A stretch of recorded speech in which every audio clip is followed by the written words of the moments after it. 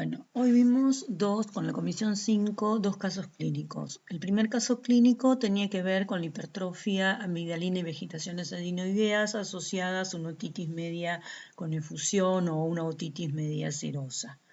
Entonces, el caso clínico presentaba una consulta a un paciente de 10 años de edad con broncopatía, apnea del sueño e hipoacusia conductiva que no revierte con el tratamiento. ¿Qué esperaría encontrar en el examen otorrinolaringológico si el paciente presenta una otitis media serosa o una otitis media con efusión bilateral, consecuencia de una hipertrofia amigdalina con vegetaciones adenoideas? ¿Con qué estudios complementarios confirma el diagnóstico? ¿Qué conducta terapéutica propone si la hipertrofia adenoidea es grado 2 y la amigdalina 3 en 4?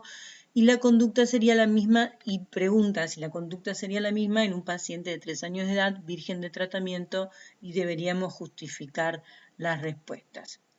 Bueno, vamos a hablar primero qué es, cómo se define la hipertrofia amigdalina y vegetaciones adenoideas. Por definición es la hipertrofia amigdalina y vegetaciones adenoideas, que es el tejido linfático del adeno de Waldeyer, que tiene funcionalidad en los primeros años de vida, luego a partir entre los 6 y los 12 se atrofia, normalmente es lo que fisiológicamente debería suceder, pero en algunos pacientes queda hipertrofiada. La hipertrofia se genera a partir de las infecciones de vías aéreas respiratorias superiores que hacen que este tejido reaccione. Y la clasificación de la hipertrofia adenoidea y amigdalina es en distintas categorías de acuerdo al compromiso de la luz de la rinofaringe y de la luz de la fauces. Entonces, tenemos una clasificación anatómica, es grado 1, 2, 3 y 4. Grado 1, 2 y 3 generalmente las utilizamos para la hipertrofia adenoidea. Cuando ocupa un tercio de la luz es un grado 1, cuando ocupa un 2/3 de la luz es un grado 2, cuando ocupa toda la totalidad de la luz es un grado 3. Las hipertrofias amigdalinas las dividimos en 4, 1 en 4 cuando es un cuarto de la línea media, siempre viendo acá es bilateral, o sea, cada una llega a un cuarto de la línea media. El grado 2, 2/4 de la línea media, siempre que la hipertrofia sea simétrica. Si no se pone derecha 1 en 4, izquierda 3 en 4 o la cantidad de cuartos que estén ocupando. Grado 3, 3/4 de la línea media. Y el grado 4 es cuando ambas amígdalas contactan en la línea media. Esta es una hipertrofia amigdalina 4 en 4. Vemos que tenemos la hipertrofia de ambas amígdalas que contactan en la línea media. O sea, acá tenemos, los pilares anteriores, esta es la úvula y las dos amígdalas están contactando en la línea media. Es una hipertrofia amigdalina grado 4 o 4 en 4. Acá tenemos la clasificación para que vean los cuartos cómo se van modificando. Acá tendríamos un 0 donde no tenemos amígdalas, están atróficas o está amigdalitomizado. Se ven los dos pilares y la loya amigdalina vacía. Este es un grado 1 que cumple un cuarto de la mitad de la faringe, o sea, se hace una línea centrada en la úvula. Estos serían 2/4, 3/4 y 4/4 o 4 en 4 que contactan las amígdalas en la línea media. En cuanto a la hipertrofia adenoidea, la clasificábamos en grado 1, 2 o 3, de acuerdo a si es un tercio, 2/3 o la totalidad del cabo ocupado. Acá tenemos es una imagen, un dibujo donde vemos el tejido adenoideo que está en la rinofaringe, que es el espacio que está detrás de la nariz, que se comunica con la nariz por las coanas, donde desembocan las trompas de Eustaquio. Y acá tenemos una radiografía con una hipertrofia adenoidea prácticamente grado 3, porque si dividimos los 3/3, más allá de 2/3, dejando una pequeña luz. Este es el velo del paladar. Acá se visualiza la amígdala y acá se puede visualizar la epiglotis. Esto es una radiografía de perfil, una radiografía de Kabun o una radiografía de rinofaringe.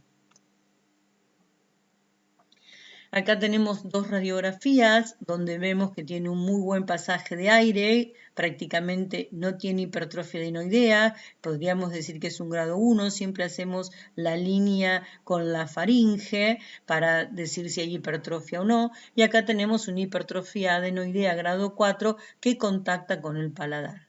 Acá a veces tenemos que tener cuidado porque el paciente, el velo tiene que estar caído, si el paciente traga o llora, hace la rodilla velar y entonces asemeja un grado de hipertrofia mayor al que realmente el paciente tiene. Bueno, vamos a la otitis. Decíamos que nuestro paciente tenía un AVA, o sea, una hipertrofia amigdalina con vegetaciones adenoideas asociadas a una otopatía serosa que no mejoraba con el tratamiento. Por definición, la otitis media con efusión es la existencia en la cavidad del oído medio de un derrame de viscosidad variable, que la viscosidad sobre todo va a variar con el tiempo de evolución. O sea, va a estar asociado al tiempo de evolución.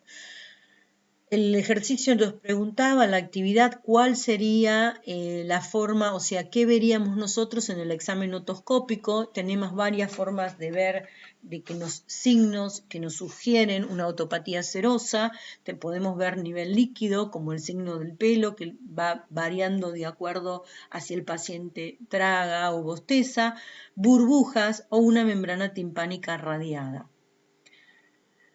La audiometría tonal nos va a dar una hipoacusia conductiva, que perfectamente lo describe el ejercicio, que tenía una hipoacusia, si está asociada a una OME va a ser una hipoacusia conductiva, y la impedanciometría debería tener una curva de masa con reflejos negativos, y entonces aquí estaríamos haciendo, este es el cuadro diagnóstico de una otopatía serosa, que está asociada, en este caso, a un cuadro anatómico obstructivo, que es la hipertrofia adenoidea y amigdalina.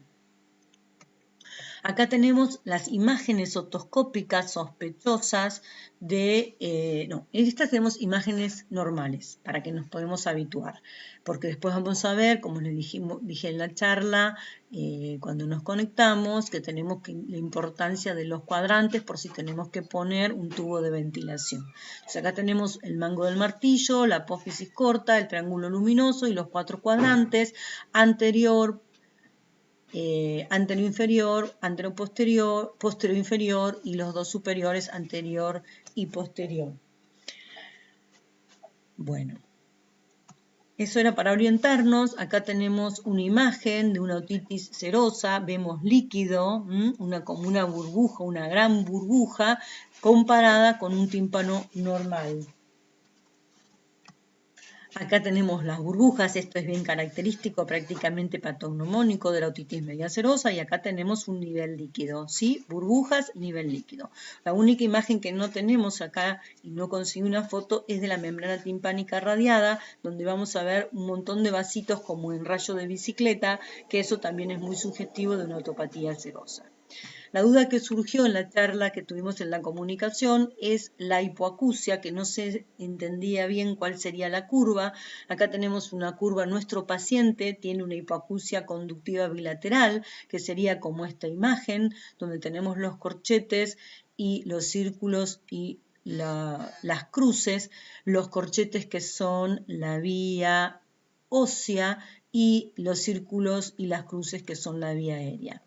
Acá tenemos, si bien una discreta hipoacusia mixta, porque tenemos los corchetes un poquito caídos, porque en realidad deberían estar entre 0 y 10, pero bueno, esto no lo tomemos en cuenta, deberían estar los dos a este nivel y la hipoacusia conductiva. ¿De acuerdo?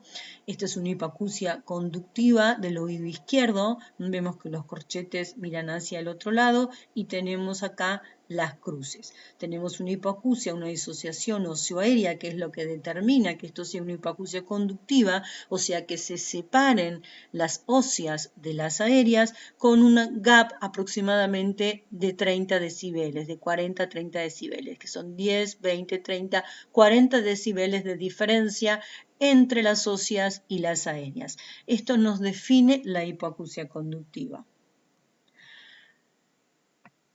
Podemos tener una hipoacusia conductiva que no es puede no ser una otopatía serosa. Si nosotros vemos esa imagen timpánica con la hipoacusia conductiva, ya casi tenemos diagnosticada la patología, pero lo ideal es completar el diagnóstico con una impedanciometría que nos va a dar una curva de masa. La curva de masa es una curva tipo B, que quiere decir que tengo líquido en el oído medio, o puede ser estar asociada a una otopatía, a una otitis media adhesiva, que no es el caso porque es importante que unamos la otoscopía con la audiometría, con el timpanograma y con los antecedentes del paciente, que en este caso van a ser anatómicos obstructivos.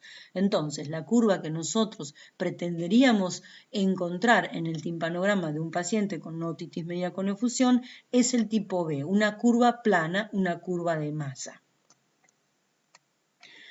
Acá tenemos, una hipoacusia unilateral derecha con un timpanograma tipo B de masa del mismo lado.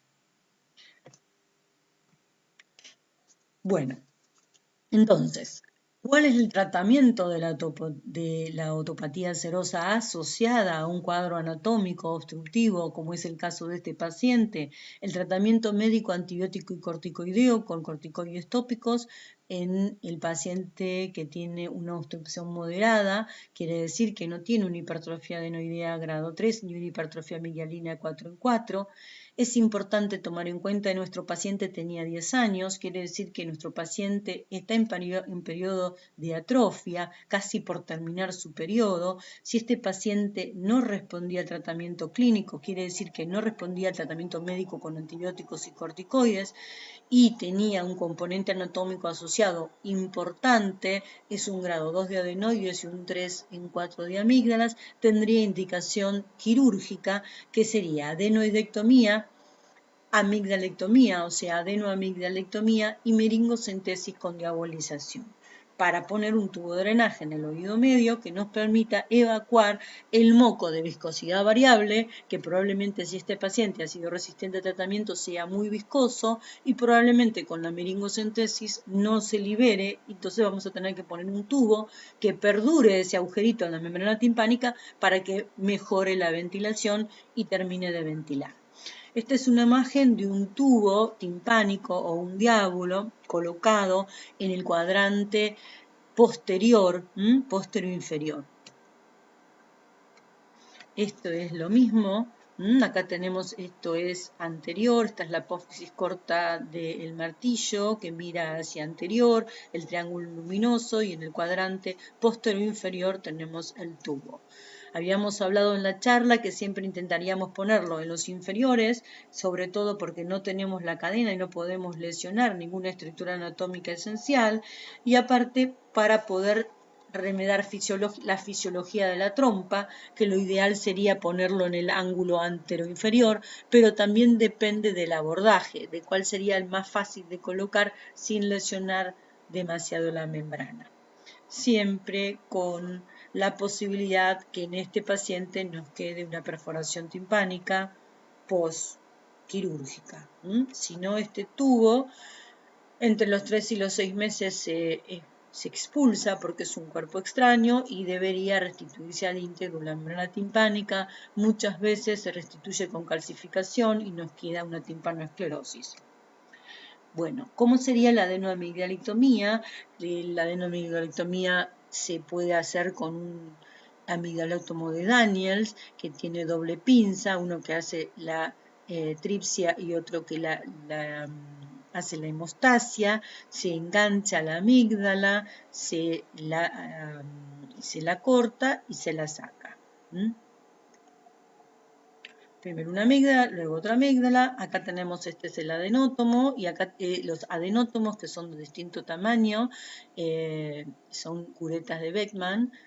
Y lo que hace este adenótomo para sacar la adenoides, se opera también por la boca, con un abreboca al paciente, se pone el adenótomo detrás de la úvula y se raspa en abanico la adenoides, ¿sí? Luego se palpa a ver si quedó algún resto y se hace hemostasia.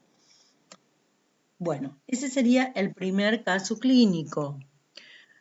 Vamos al segundo caso clínico,